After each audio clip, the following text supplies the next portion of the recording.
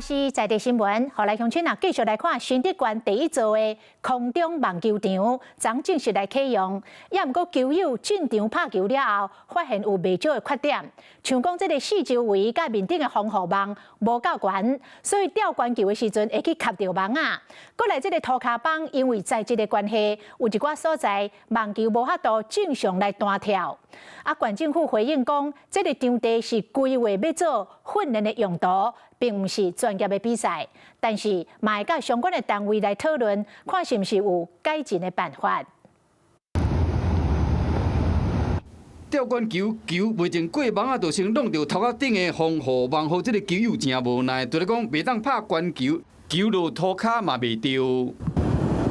我跳起來比賽的話，這就有公平性的問題。這個球場有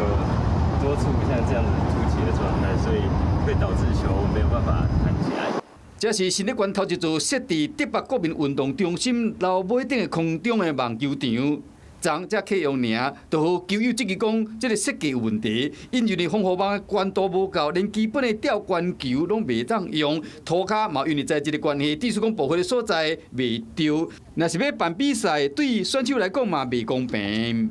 球場不錯啊，但是就是那個天花板真的是有點太低了，沒辦法正常打比賽使用，所以可以的話，還是可以請看能不能縣府或者活動中心把天花板調整一下。剛發在新竹的網球場以竹北星空網球場為例，護欄的懸度差不多是5公尺4，面頂無物件。國民運動中心樓尾頂的球場護欄有4公尺，頭殼頂有防護網，影響到球路。考量到球場是位於在屋頂，而且在臨近道路，所以在增設圍網以及上方的防護網的時候，那我們會是考量到使用者的安全及周邊人車的安全。